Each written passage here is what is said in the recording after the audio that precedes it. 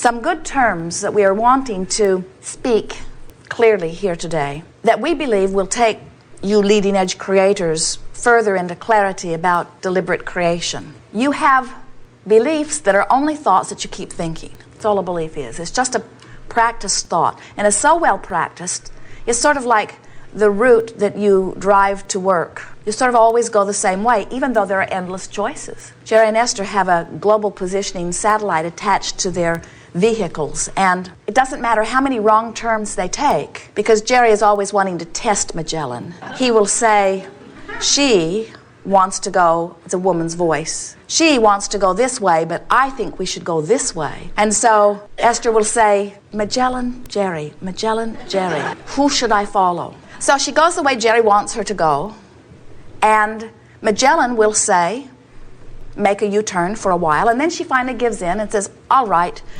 if you want to go this way that I would not have chosen, now I will redirect you from where you now are. And so she will say, I've found you. She doesn't actually say that, but her needle points in that direction, and then she begins to speak again. She does not make them go back to their point of diversion. She regroups from wherever they now are and makes a new plan. And that's the way we want you to begin to think about your beliefs. You can make a new plan because there are many, many ways to where you are wanting to go. And sometimes the route that you have defined as the best route isn't. And you can tell, and only you can tell, as you compare where you are to where you have decided for now that you want to be. And it's a never-ending changing process. In other words, you get to change. Source energy will assist you as often as you like. There is no end. There are many more than 3 wishes. There is no end to the universe's ability or willingness to yield to you that which you are asking for. So, as we see you standing in your now, we can feel within you vibrational patterns that could be called beliefs. We would like to soften that by just calling them dominant thoughts. And we want to help you to realize that the reason that they are dominant thoughts is only because you've practiced them. You've made them dominant. And they're not dominant because you've practiced them for a long, long time and all those years add up to something like a big bucket of heavy thoughts. In other words, it's not like that. You are an in this moment transmitting and receiving mechanism. And so the only thing that we're talking about when we talk about dominant thoughts or beliefs is your propensity to think that way. You get that? In other words, it's not that there's this big bucket of thoughts that now you've got to change one at a time or get rid of. It is that you have this habit of thought, this propensity to think this way, that you can change much more easily than you currently believe. So, for example, when you think about the subject of dollars, does the subject of dollars or financial abundance, does it feel to you like freedom and excitement and anticipation of that which is to come? Or does the subject of dollars feel to you like worry or struggle, uneasiness? You can tell. In other words, sometimes people will say, well, it's a little bit of all of that. And we say, but you can tell which of those is most frequent. You can tell which of those choices is the dominant thought. When you think about your predominant relationship, does it feel like fun and fancy and freedom and joy, expansion? Or does it feel like hard work and struggle? You know, there isn't anyone who cannot answer that question easily. When you think about your physical body, does it feel hardy or tentative? Does it feel good feeling, flexible, free? Or does it feel a bit bound, worrisome? You can tell. Now we know there are some mixtures, but we want you to just for a little bit focus upon which is dominant, because when you understand which is dominant, all that means is that's the likelihood of the route you're going to take. So if something in your now, contrast, helps you to conclude a desire about your body or about your dollars or about your relationship or about anything, and as those desires are born, it activates right away whatever vibration you've practiced most. It's like picking up a stick that could vibrate on either end, and whichever end you've been practicing the most begins to vibrate. So what we are suggesting to you is that sometimes as you introduce to yourself a new desire, the belief that you've practiced doesn't harmonize with it. And that's when you begin to feel that negative emotion. That's when you begin to feel doubt or fear or uneasiness. In other words, that's your indicator that you are not in alignment with your own desire. That's a powerful statement, alignment with your own desire, because when you line up with you, all things are a go. In other words, when you line up with you, oh, that is so important to understand. The only thing that you need to do is line up with you.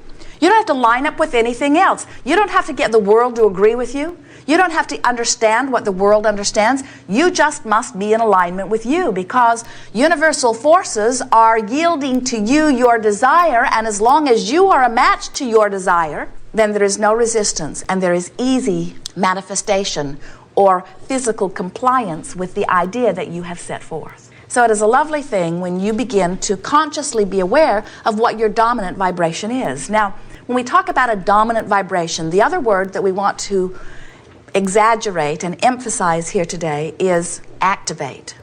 Because, as we said earlier, you don't have this bucket of beliefs that you need to deal with. You have these potential thoughts that could be activated.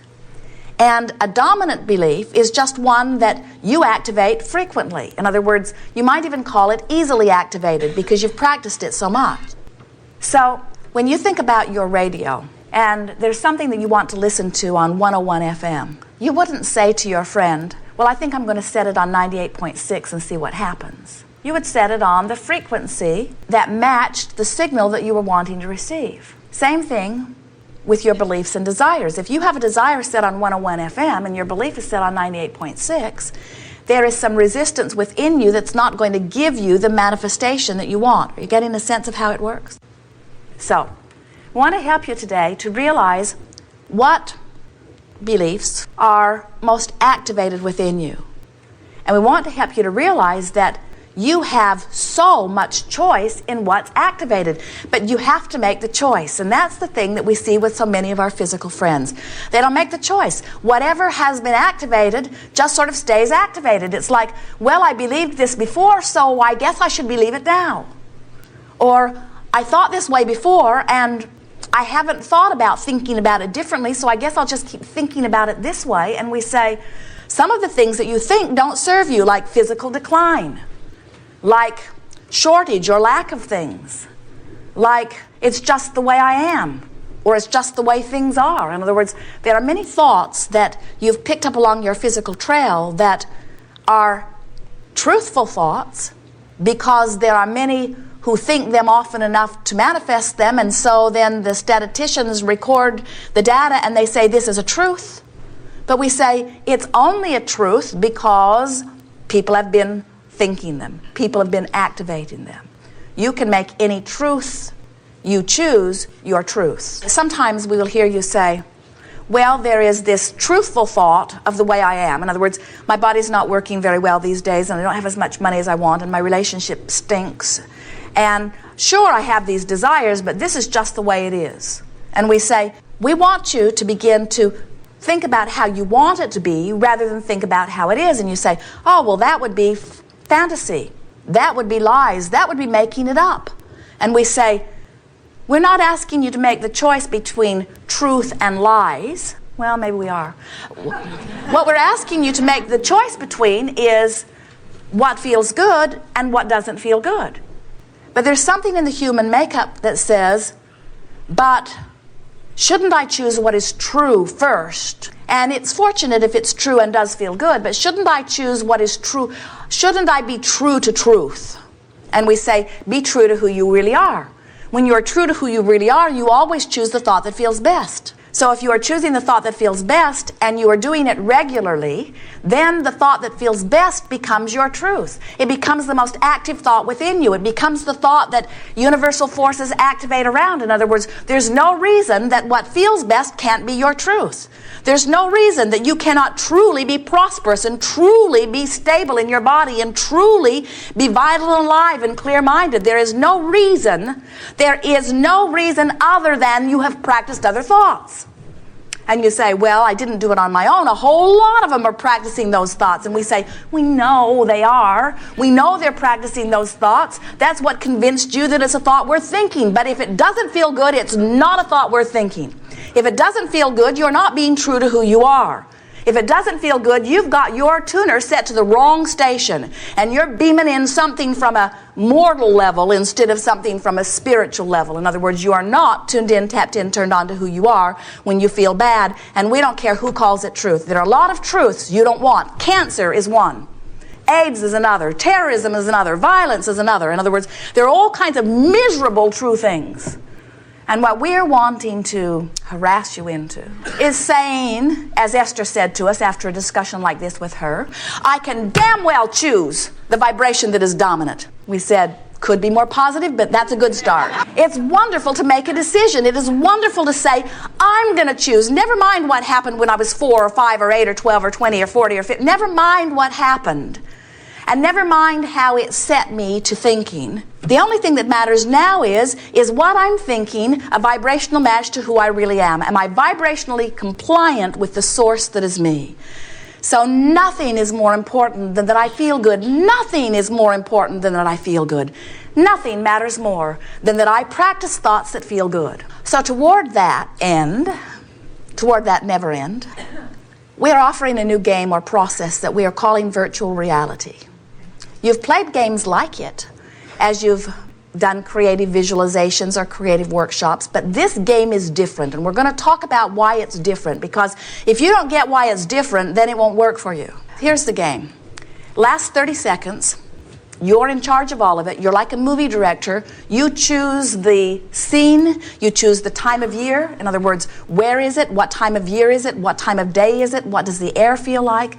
You give it as much description as you could, as much description as the movie makers give you when they open a movie and play that music. In other words, you get to choose all of that.